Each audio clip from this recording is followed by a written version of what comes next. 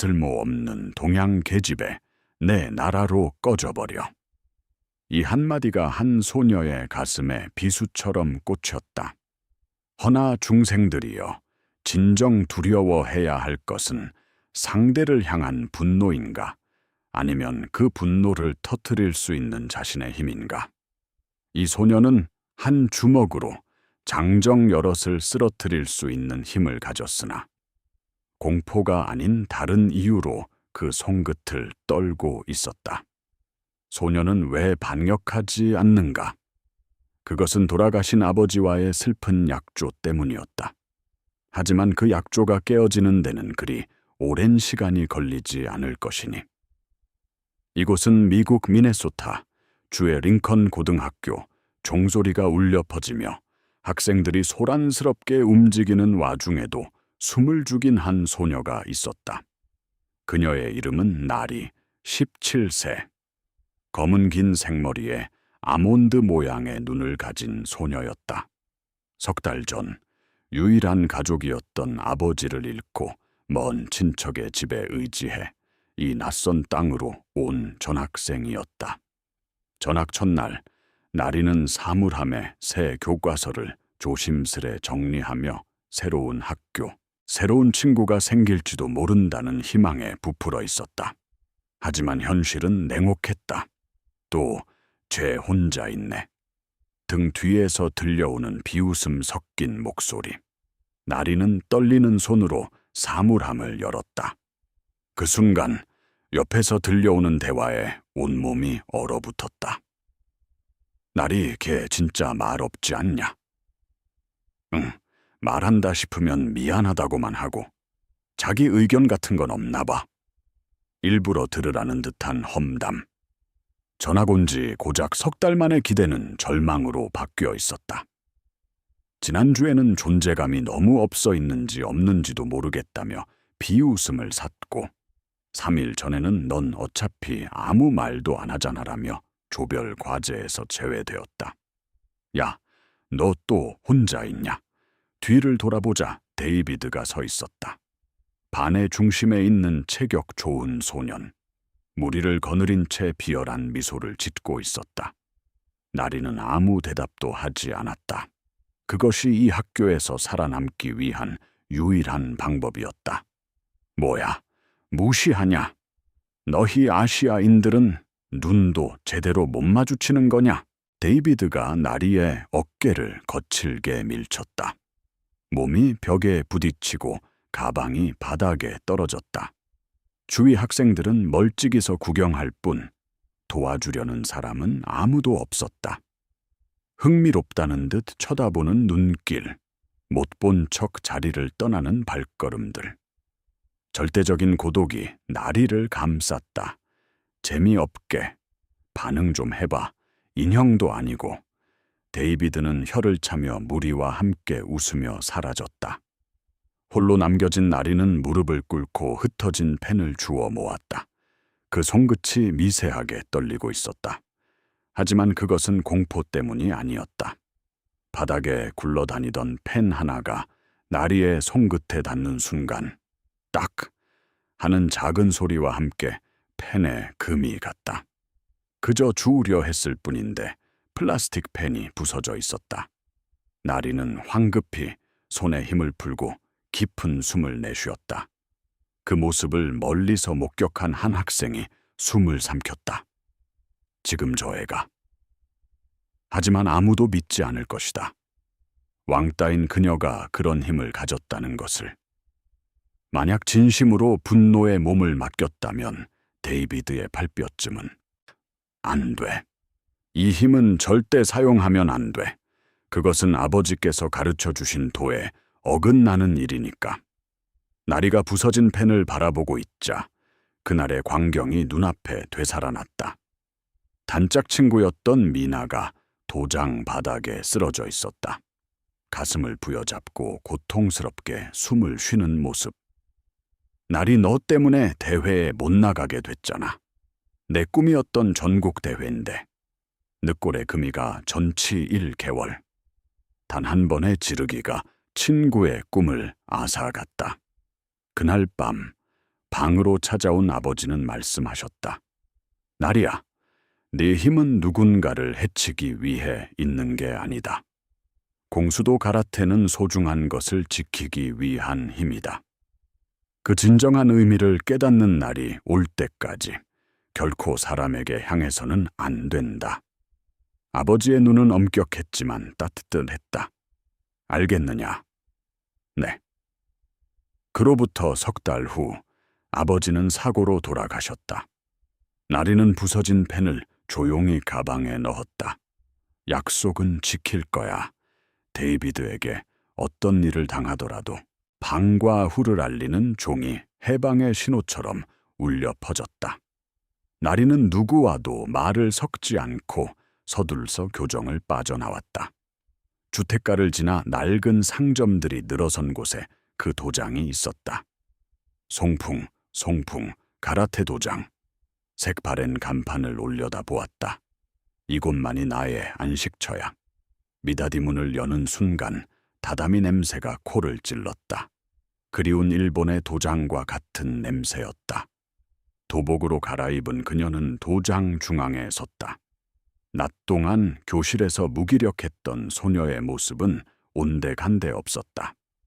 등은 꼿꼿하게 펴졌고 그 자세에는 한 점의 흔들림도 없었다. 천천히 숨을 들이쉬고 내쉬며 품새를 시작했다. 미끄러지듯한 발놀림, 바람을 가르는 주먹, 하나하나의 동작이 수만 번 반복되었음을 말해주고 있었다. 하지만 그 아름다운 품새, 어딘가에 망설임과 두려움이 묻어 있었다. 주먹을 쥘 때마다, 발을 내디딜 때마다 친구 미나의 고통스러운 얼굴이 떠올랐다. 지킬 힘. 지킨다는 건 뭘까? 지금의 나는 나 자신조차 지키지 못하고 있는데 땀방울이 다담이 위로 뚝뚝 떨어졌다. 그것은 마치 그녀가 흘리는 눈물처럼 보였다. 그리고 그 모습을 도장 구석에서 조용히 지켜보는 눈동자가 있었다. 소피아 밀러. 나리와 같은 고등학교에 다니는 미국인 소녀였다. 밤색 머리를 포니테일로 묶고 총명한 빛이 깃든 푸른 눈을 가졌다.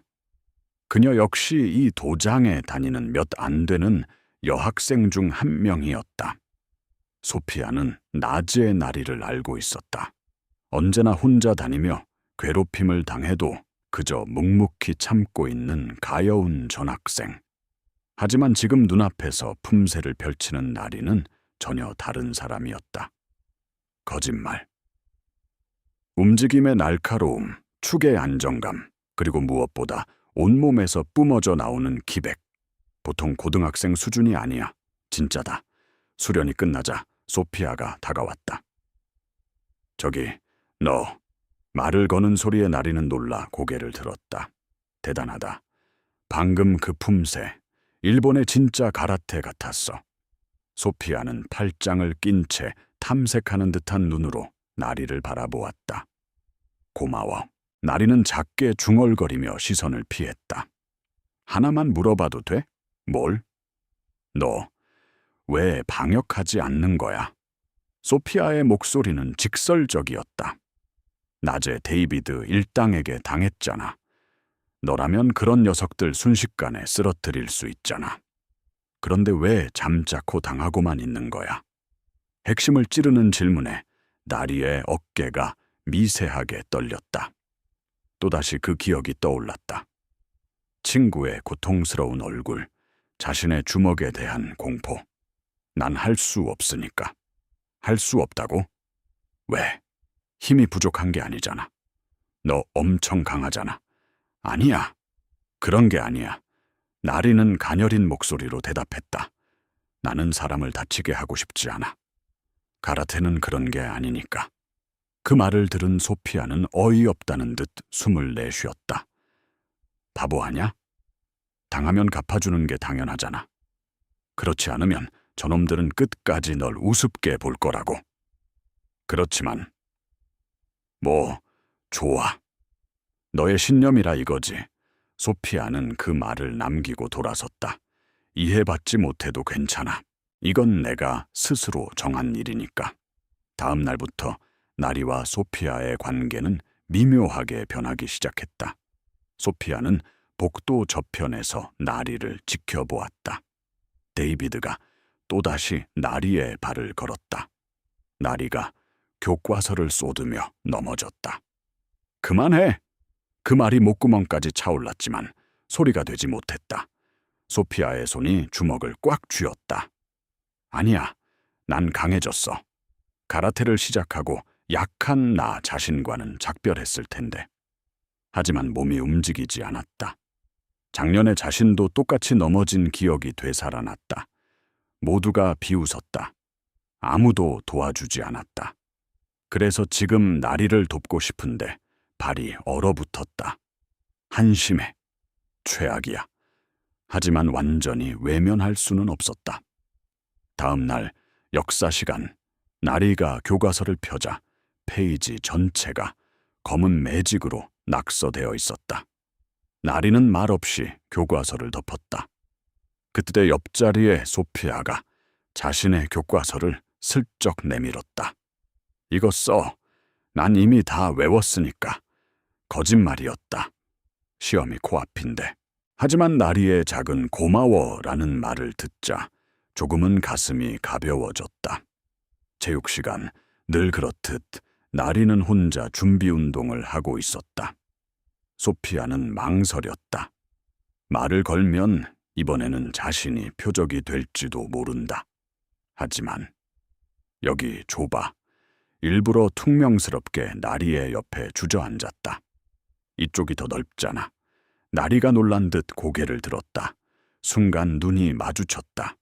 그것은 소심하고 서툰 상냥함이었다.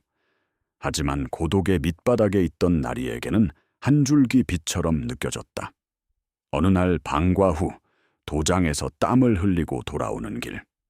나리가 자판기에서 물을 사고 있는데 뒤에서 소피아가 나타났다. 수고했어. 소피아도. 어색한 대화. 소피아는 자신의 스포츠 음료를 뽑아 나리 옆에 서서 말없이 마시기 시작했다. 잠시 어색한 침묵이 흘렀다. 저기. 먼저 입을 연 것은 나리였다. 왜? 도와주는 거야? 그 질문에 소피아는 순간 숨을 삼키더니 하늘을 올려다본 채 힘겹게 대답했다. 별거 아니야. 그냥 보고만 있을 수가 없었어. 보고만 있을 수가 없다니? 소피아는 결심한 듯 나리를 돌아보았다. 그 푸른 눈동자가 슬프게 흔들리고 있었다. 너를 보면 옛날 내 모습이 생각나서 나도 예전에 쟤네랑은 다른 그룹이었지만 괴롭힘을 당했었어. 아무 말도 못하고 그저 당하기만 했지. 소피아는 자신의 주먹을 꽉 쥐었다. 그래서 가라테를 시작했어. 다시는 그런 꼴 당하지 않으려고. 그녀는 자조적으로 픽 웃었다. 근데 결국 이 모양이야. 막상 닥치면 몸이 굳어서 아무것도 못해. 너한테 말 거는 것조차 용기가 필요했다고. 한심하지? 나리는 아무 말도 할 수 없었다. 소피아는 말을 이었다. 그래서 처음엔 너도 나랑 똑같은 줄 알았어. 하지만 아니었어. 도장에서 내 품새를 봤을 때 알았지. 너는 약해서 싸우지 못하는 게 아니야. 강한데도 싸우지 않기를 선택한 거야. 소피아의 눈동자가 똑바로 나리를 꿰뚫었다. 난 못해. 그런 강함은 나한테 없어. 그래서일까? 너의 그 강함이 눈부시고 분해서 눈을 뗄 수가 없어. 강하다고. 힘을 쓰지 못하고 두려움에 떨며 사는 약한 내가. 하지만 소피아의 말은 이상하게도 가슴에 와닿았다. 소피아는 쑥스러운 듯 그럼 간다며 걸어갔다. 가슴 속에 작은 등불이 켜진 것 같았다. 혼자가 아니었구나. 이 넓은 세상에 나와 같은 아픔을 알면서도 강해지려는 사람이 있었구나. 그것만으로도 내일 학교에 갈 용기가 생겼다. 그것만으로도 데이비드 무리의 괴롭힘을 견딜 수 있을 것 같았다. 나리의 고독한 세계에 처음으로 비친 소피아라는 이름의 둘도 없는 빛이었다. 그날을 기점으로 두 사람의 거리는 급속도로 가까워졌다. 점심시간에는 식당 구석에서 함께 도시락을 먹게 되었다. 나리가 싸온 정갈한 도시락에 소피아는 늘 눈을 빛냈다. 이거 진짜 네가 만든 거야. 응. 일본에서는 보통이래. 보통이라고? 이게? 소피아가 문어 모양 소시지를 집어들었다. 이 문어 엄청 웃고 있는데. 그건 타코상 윈너라고 해서. 잠깐 이름까지 있어. 소피아가 웃음을 터뜨렸다. 먹기 미안해지잖아. 두 사람은 얼굴을 마주보며 킥킥거렸다. 학교 생활은 여전히 힘들었지만 소피아가 있다. 그렇게 생각하는 것만으로도 나리의 세상은 색을 띠기 시작했다. 친구. 그 말의 의미를 나리는 처음으로 실감하고 있었다. 하지만 그런 평온한 나날은 갑자기 끝을 고했다. 목요일 방과 후 나리는 늘 가던 공원에서 소피아를 기다리고 있었다. 하지만 약속 시간이 되어도 오지 않았다. 걱정이 되어 벤치 쪽으로 가보니 소피아가 혼자 앉아 있었다. 무언가 이상했다. 소피아. 말을 거는 순간 소피아가 움찔하며 돌아보았다. 황급히 등 뒤로 무언가를 감추려 했다. 하지만 늦었다. 눈은 새빨갛게 부어 있었고 뺨에는 눈물 자국이 선명했다. 그리고 발밑에는 찢어진 노트 종이들이 흩어져 있었다. 이거. 나리가 조각을 주우려 하자 소피아가 황급히 막아섰다. 괜찮아. 그냥 바람에 날아간 거야. 명백한 거짓말이었다. 나리는 바닥에 떨어진 노트 조각을 집어들었다. 소피아가 정성껏 정리했던 화학 노트가 새까맣게 덧칠해져 있었다. 군데군데 보이는 익숙하고 더러운 글씨체. 데이비드다. 데이비드가 한 짓이지. 아니야. 소피아는 필사적으로 고개를 저었다. 진짜 아니라니까. 내가 그냥 덜렁대서. 소피아, 제발. 나리, 신경 쓰지 마. 소피아의 목소리가 떨리고 있었다. 필사적으로 눈물을 참는 것이 느껴졌다. 나리의 가슴 속에서 무언가 소리를 내며 무너졌다. 나 때문이야. 나와 친하게 지내서 소피아까지 표적이 된 거야. 미안해. 나 때문에. 아니야. 소피아가 외쳤다. 참았던 눈물이 터져 나왔다. 네 탓 아니야. 소피아는 나리의 손을 두 손으로 잡았다. 내가 너랑 친구하고 싶어서 그런 거야. 저런 녀석들한테 지고 싶지 않았어. 하지만 너는 내 소중한 친구를. 그 말을 듣는 순간 나리 안에서 무언가 터져 나왔다. 지금까지 필사적으로 억눌러 왔던 감정, 아버지와의 약속. 하지만 소중한 것을 지키기 위한 힘. 아버지의 목소리가 되살아났다. 지금 눈앞에서 울고 있는 친구. 이것이 내가 지켜야 할 것. 나리는 천천히 일어섰다. 소피아, 여기서 기다려. 나리, 어디가? 돌아본 나리의 눈동자를 보고 소피아는 숨을 삼켰다. 늘 보던 상냥한 눈이 아니었다.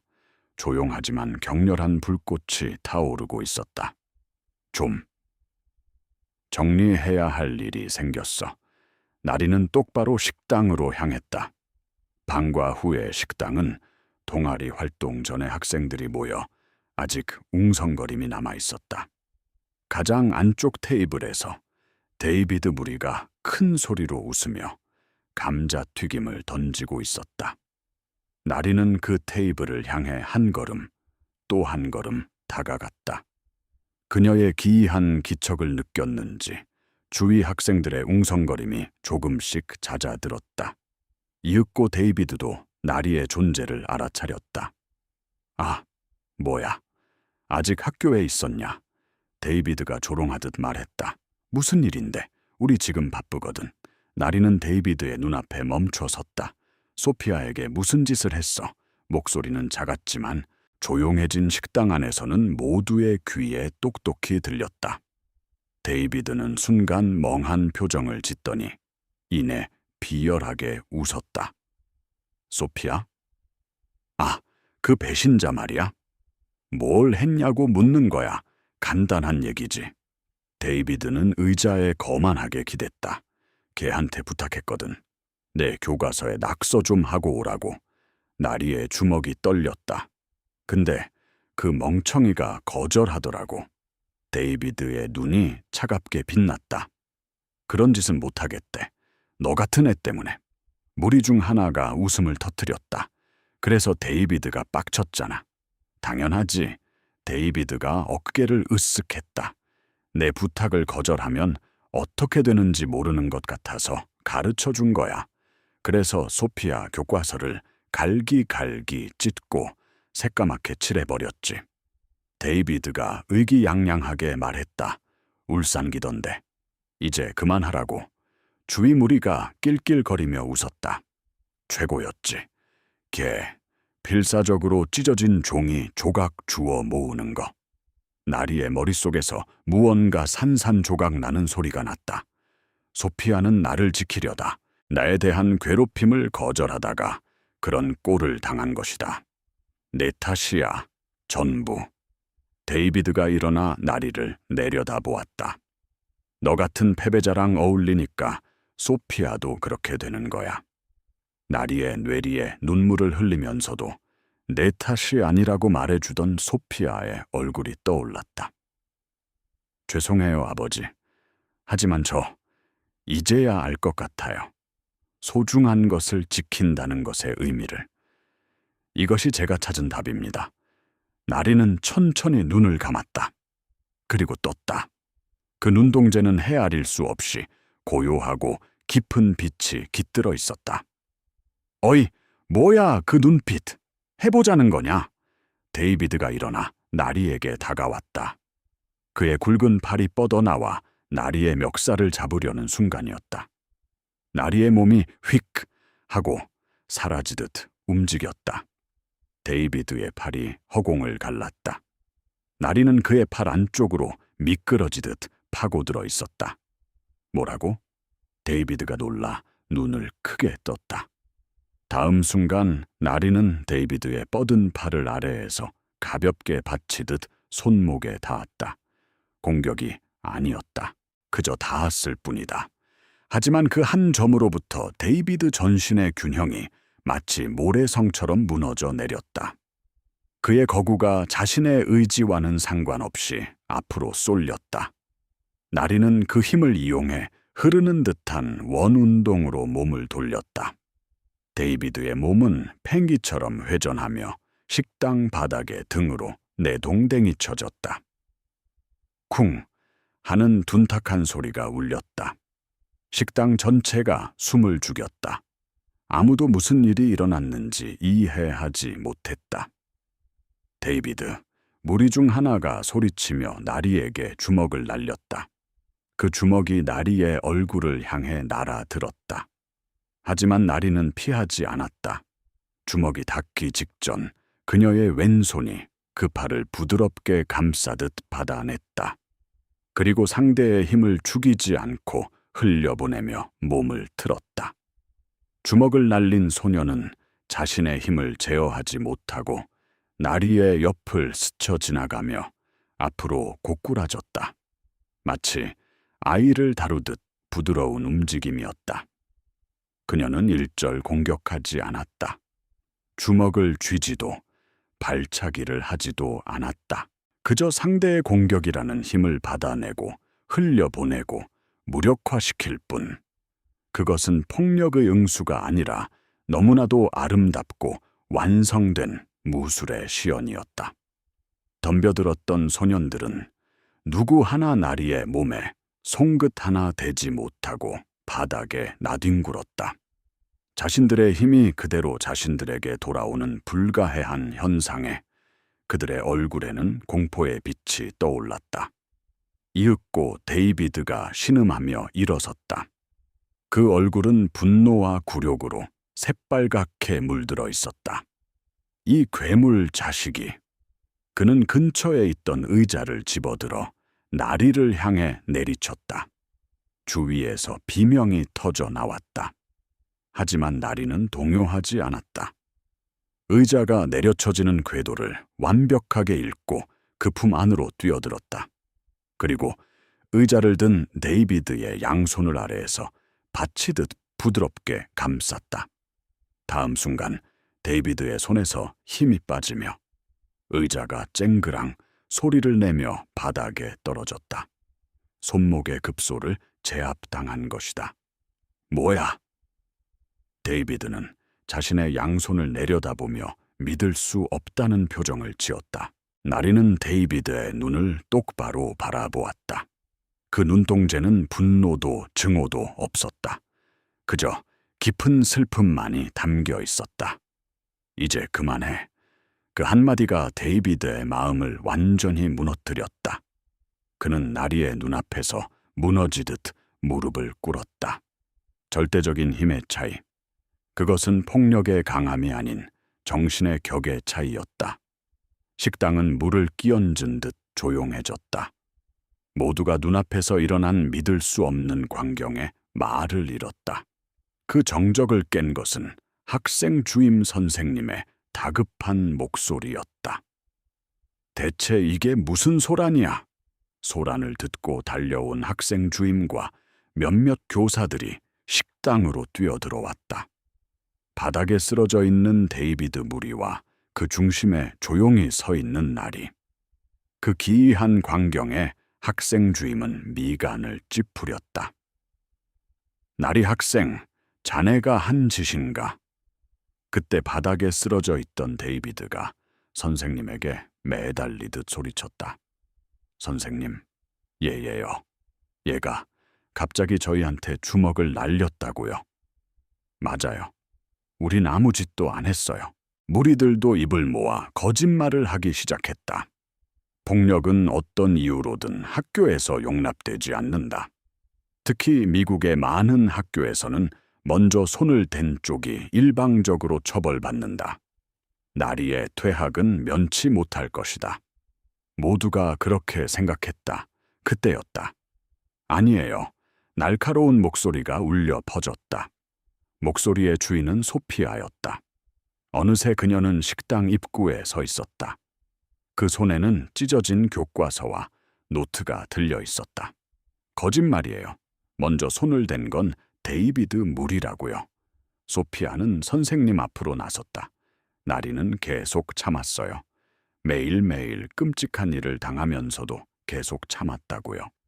그런데 이놈들은 저한테까지 손을 댔어요. 이 노트가 그 증거예요. 소피아가 찢어진 노트를 선생님 앞에 내밀었다. 그 용기 있는 행동에 식당의 공기가 바뀌었다. 그때 식당 곳곳에서 스마트폰 알림음이 울리기 시작했다. 띠링, 띠링, 띠링. 뭐지 이거? 라이브 방송? 고등학교 식당에서 지금 벌어지는 일이라고? 학생들이 일제히 스마트폰을 보기 시작했다. 화면에는 방금 전의 상황이 고스란히 담겨 있었다. 데이비드가 자랑스럽게 소피아에 대한 괴롭힘을 이야기하는 모습. 갈기갈기 찢고 새까맣게 칠해버렸지라는 목소리. 그리고 나리가 아름다운 몸놀림으로 데이비드 무리를 제압하는 일부 시종. 우와, 벌써 시청자 500명 넘었어. 데이비드 최악이 실시간 트렌드에 올랐어. 데이비드가 황급히 스마트폰을 꺼냈다. 화면을 본 순간 얼굴이 새하얗게 질렸다. 방송을 한 사람은 식당 구석에 있던 조용한 남학생이었다. 평소 누구에게도 주목받지 못하던 그가 조용히 스마트폰을 들고 있었다. 처음엔 나리 학생이 어떻게 될까봐 걱정돼서 찍기 시작했어요. 그가 떨리는 목소리로 말했다. 그런데 데이비드가 스스로 다 말하기 시작해서 학생 주임의 스마트폰도 울렸다. 학부모들의 문이 전화였다. 단 몇 분 만에 학교 전체가 발칵 뒤집혔다. 꺼! 당장 꺼! 데이비드가 방송하던 학생에게 달려들었지만 이미 늦었다. 녹화 영상은 이미 저장되어 확산되고 있었다. 그의 악행 자랑은 디지털 세상에 영원히 박제되었다. 학생 주임은 깊은 한숨을 내쉬었다. 데이비드 학생, 자네는 스스로 자네의 죄를 전 세계를 향해 고백한 셈이군. 아니에요, 이건. 이제 변명은 통하지 않는다. 증거는 산더미처럼 있으니. 학생 주임은 나리를 보았다. 나리 학생, 정말 잘 참아주었다. 그리고 훌륭하게 친구를 지켜냈구나. 나리의 눈에서 한 줄기 눈물이 흘러내렸다. 지켰다. 처음으로 이 힘으로 소중한 사람을 지킬 수 있었다. 데이비드 무리가 교사들에게 끌려나가는 동안 방송 댓글 창은 응원의 메시지로 넘쳐났다. 나리 최고! 진정한 강함을 봤다. 하지만 나리에게 가장 기뻤던 것은 소피아가 조용히 손을 잡아준 것이었다. 며칠 후 데이비드 무리에게는 장기 정학 처분이 내려졌다. 한편 나리는 정당 방위가 인정되어 아무런 처벌도 받지 않았다. 그 영상은 학교를 완전히 바꿔놓았다. 복도를 걷고 있는데 나리! 하고 누가 불렀다. 돌아보니 낯익은 여학생이 서 있었다. 저기. 계속 말하고 싶었는데 못 도와줘서 미안해.